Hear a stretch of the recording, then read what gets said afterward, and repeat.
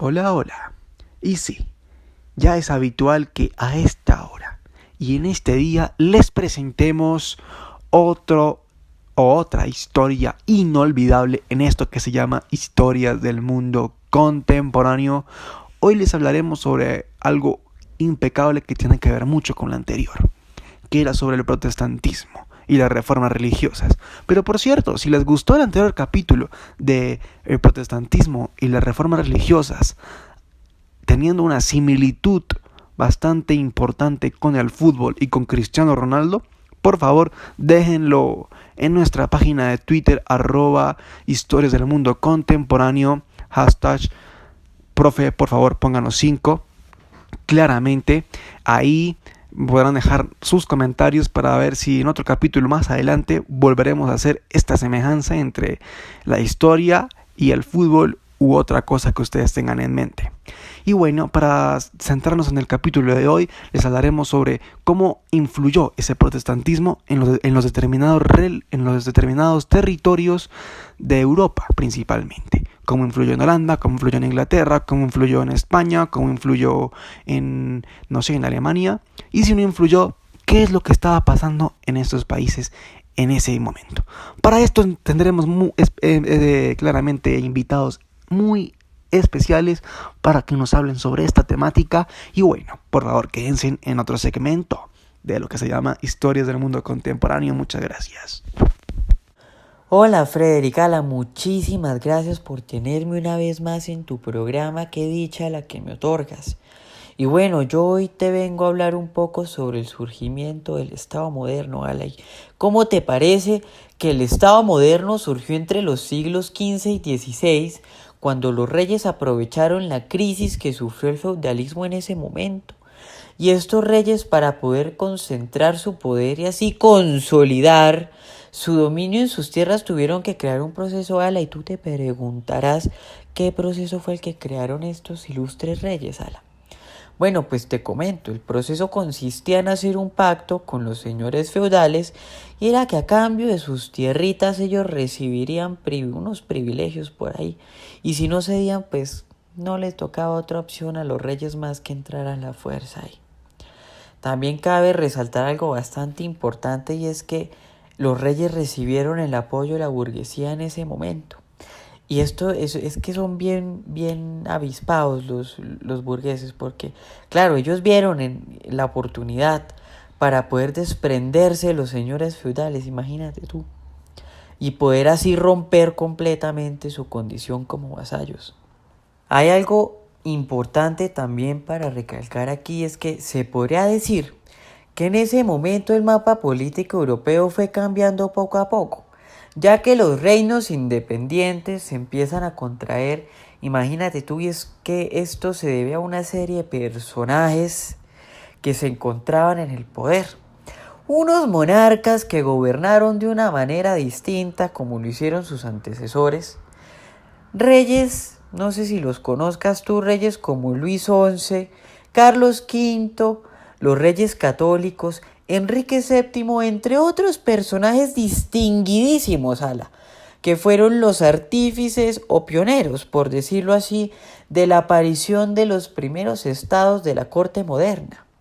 Y estos gobernaban de la mejor forma posible para conservar la corona. Eso, se casaban entre ellos, se conocían entre todos, mejor dicho, esto era un sancocho de genes. Y bueno, otra cosa importante que sucedió en la época, déjame contarte, Frederick, fue que debido a la falta de diferenciación entre los gastos nacionales y los gastos propios de la corte en sí misma, era bastante complicado lidiar con la opulencia de los cortesanos. Mira, era tanta la opulencia que los estamentos de la época, imagínate tú, se quejaban de tanta excentricidad, la comida, las fiestas, los castillos tan excéntricos que construían. Y pues bueno, la vida cortesana fue creciendo y diversificándose poco a poco, que imagínate tú que tenía tantas funciones que todo tenía que ser por escrito. Habían órdenes destinadas a la regulación de asuntos económicos. También estas pretendían regular la economía cortesana, eliminando la corrupción, entre otras cosillas, por esos guardados que se tenían por allá. Pero estas finalmente lo que digo yo es que buscaban era regular la forma de vida de todas esas personas pertenecientes a la corte que no hacían sino derrochar plata, puesto que eso afectaba a la administración y muchas otras cosas más. Imagínate tú que en esa época, como dato curioso, te lo suelto así, las celebraciones como los juegos, los bailes, las obras teatrales, cobraron tanta importancia, imagínate tú, tanto así que se hacía mucho más difícil en poder diferenciar en la corte lo que era juego y realidad, por decir de otra manera para que entiendas mejor tú, lo que hacía parte de la vida cotidiana y fiesta era bastante difícil de distinguir.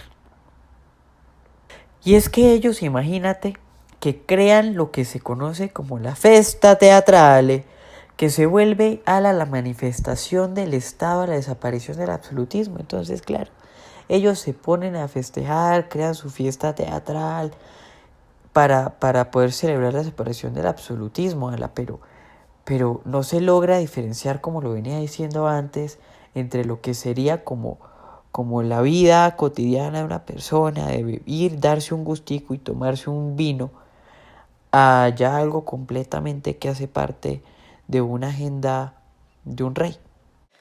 Hola Frederick, me complace mucho estar invitada de nuevo a tu programa y para seguir con el tema me gustaría contribuir diciendo que en el siglo XVI hay un objetivo fuerte y es el de la monopolización del poder y el origen del Estado moderno. Hasta Isabel I se había podido asegurar el poder de la corona sin provocar al Parlamento. Luego, a partir de los obstinados de Jacobo I y Carlos I, se instauró un poder absolutista sobre la corona, dejando a un lado el Parlamento y sembrando una fuerte inconformidad en el pueblo. Claro está, y ya lo sabemos, que esta inconformidad terminó en la Revolución Inglesa, que le dio fin a todo este poder absolutista sobre la corona y lo instauró sobre el Parlamento. La monarquía de los Habsburgo es de las más representativas en la historia y es de las que tiene la monopolización del poder en este entonces. Conseguir todo ese poder no fue así de fácil, debido a las múltiples amenazas de descentralización apoyadas por la Reforma. Aún así, saliendo victoriosos después de la Guerra de 30 años, que termina con tratados internacionales como la Paz de Westfalia, que ayuda a consolidar esto que llamamos ahora como los estados modernos. En esta Paz de Westfalia es el primer paso, ya que aquí se determina un orden europeo de mutuo reconocimiento. Este orden europeo no se da ni por la reforma ni para debilitar el imperio, sino que se ve como una necesidad de una sociedad creciente basada en el desarrollo del mercado. Con este origen del Estado moderno, el Estado pretende tener en su soberanía el control de prácticamente todo, sobre lo social, lo económico, lo familiar, lo religioso. Y esto también es para hacer prevalecer el poder del rey y controlar los comportamientos de la sociedad. Con este poder, ellos también intentan combatir o dar solución a comportamientos que amenazan la sociedad estamental, tales como el consumo excesivo del alcohol, la delincuencia, la vagancia, los mendigos, la pobreza y los enfermos. Así poco a poco se va consolidando el Estado moderno y pues va evolucionando a tal punto como lo conocemos hoy. Muchas gracias, Frederick, por la invitación. Ahora vamos a pasar a hablar sobre la esencia y función del Estado. Gracias a que muchas personas del saber se interesaron por responder y dar nuevas alternativas a esta discusión, se creó una nueva teoría política, que más tarde daría el comienzo a la ciencia política y que esta sería obligatoria para la formación de funcionarios en las universidades europeas. Sin embargo, la creación de esta no fue tan sencilla como se imaginó. Para comprender esta teoría es indispensable saber de los siguientes 3 problemas que tuvo la ejecución de esta. El primero es que los estados cuyo gobierno era absolutista no aplicaban estas teorías políticas debido al idealismo de estas. El segundo, los gobernantes preferían utilizar la argumentación paternalista tradicional que el derecho romano. Por último, hay que tener en cuenta que las teorías del Estado de la Edad Moderna no le dan importancia al carácter nacional y científico, sino que solo se limitan a las teorías empíricas. Ahora pasemos a hablar de la creación de un Estado moderno y estatal. que fue producto de una serie de intereses de fuerzas sociales, políticas y religiosas, y que para lograr monopolizar todos los poderes feudales y con ello crear un Estado único, el primitivo Estado moderno tuvo una serie de retos que cumplir, como por ejemplo crear instituciones que consiguiesen hacer realidad la pretensión de un ordenamiento jurídico, el sometimiento del poder central de todos los súbditos, la supresión de libertades de las ciudades independientes y por último la domesticación de la nobleza. Hola Frederick, gracias por haberme invitado a un nuevo capítulo. Bueno, en esta ocasión quiero hablar de las revueltas de comienzos de la Edad Moderna y la crisis del siglo XVII. Se debe tener en cuenta que la situación política y el estado económico de cada región tenía diferentes objetivos y es por esto que la expansión del poder de los príncipes chocó en Europa. Pero se evidenció la voluntad de lograr una independencia estamental antiabsolutista y se evidenció en intereses de clase, junto a la búsqueda de la autonomía y la libertad estamental, teniendo relación la guerra de la liberación de los Países Bajos contra la dominación española. Este levantamiento se dio por los nobles y los burgueses de la región, teniendo como resultado 80 años de guerra. Se vio como un personaje principal en esta división de los Países Bajos.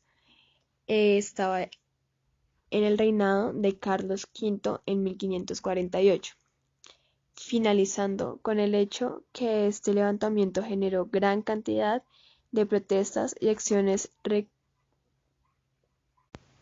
recubiertas por la renovación religiosa y la liberación nacional. Y bueno, con esta canción, la Sinfonía número 6, Patética de Chaikovski el ruso, vamos a darle un cierre a este programa. Y la verdad, quiero decirles que las intervenciones que hemos tenido hoy han sido, la verdad, que de un nivel impecable, inolvidable. Y además del nivel y el contenido, quiero resaltar una cosa, y es también de, digamos, la riqueza cultural que hemos tenido en este programa, porque todos han sido historiadores de Colombia o periodistas colombianos de diferentes partes, una oriunda de Santa Marta, otros dos que fueron de Santander, de Bogotá también, y claro que hay que resaltar esto porque la cultura que hemos tenido hoy en este programa es justamente para resaltar, y también porque hemos hablado de mucha cultura que ha habido en Europa, y quiero darle el cierre con la guerra de los 30 años. Aquí se puede ver exactamente en vista a eso, y es como esta guerra fue fundamental para que luego, después de que se diera esta guerra que fue entre los años 1618 y 1648, se diera la paz de Westfalia, que lo que originaría, como dijeron mis compañeros, sería la consolidación de los estados modernos como lo conocemos ahora. Pero esta claramente fue algo mucho más, digamos, importante. ¿Por qué fue más importante? Porque claramente el Sacro Imperio Romano Germánico, que ya vendría con una clara, digamos, crisis interna muy fuerte, porque recuerden que este Sacro Imperio Romano está integrado por muchas dinastías, en especial la de Habsburgo, que ha tenido mucha importancia, que sería la casa o la dinastía austriaca. Pero para ver cómo se originó esta guerra de los 30 años, tendríamos que remontarnos en el anterior capítulo, que es el protestantismo, y cómo fue, digamos, esta lucha religiosa entre la contrarreforma y la reforma, ¿no? Mirada también por la paz de Habsburgo, en el acuerdo del emperador Carlos V de Alemania y con los luteranos y con los católicos, que se haya dicho, pero bueno, no llegó a como se pensaba, y lo que pasó fue lo que pasó, la guerra, y lo que originaría esta guerra de los 30 años, pero que no se, digamos, centraría tanto en una guerra religiosa, sino que sería mucho más allá, en la búsqueda de una situación de equilibrio político, de alcanzar la hegemonía en el escenario europeo y enfrentamiento con una potencia rival, como por ejemplo.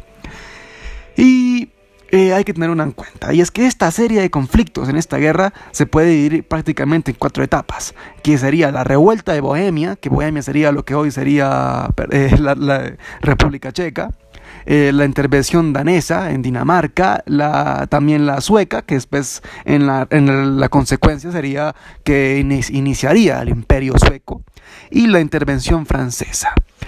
Muy importante para verlo, y también para ver en las consecuencias cómo la casa de Habsburgo dejaría de tener una supremacía que haya tenido siempre, iniciaría el dominio de la casa del Borbón, como ya había dicho, iniciaría el imperio sueco también un dominio. Y más importante aún, la descentralización del imperio alemán. Sí, todas estas dinastías se irían por su lado prácticamente, pero este imperio alemán no se disolvería del todo. Todavía faltarían, yo creo que unos 150 años más para que en sí se acabase completamente. Pero eso sería para un capítulo después.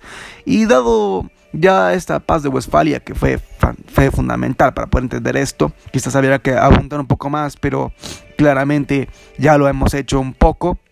Vendría yo ya a darles un cierre con esta melodía. Y bueno, ya saben que si quieren, digamos, que en un próximo episodio hagamos un capítulo así, un poco más original, con la semejanza del fútbol, por ejemplo, como ya lo había dicho, y digamos la relación que hay entre Cataluña y cómo se originó que Cataluña quiera separarse de España, y cómo se ha relacionado tanto con el fútbol y con la gran figura de Gerard Piqué, que ha traído mucha polémica. Pero bueno, en estos temas nos lo pueden dejar en los comentarios. Ya saben, nuestra página en Twitter, @Historias del Mundo Contemporáneo. No se les olvide, @Historias del Mundo Contemporáneo. Nos vemos hasta una próxima. Y claro, atención la otra semana.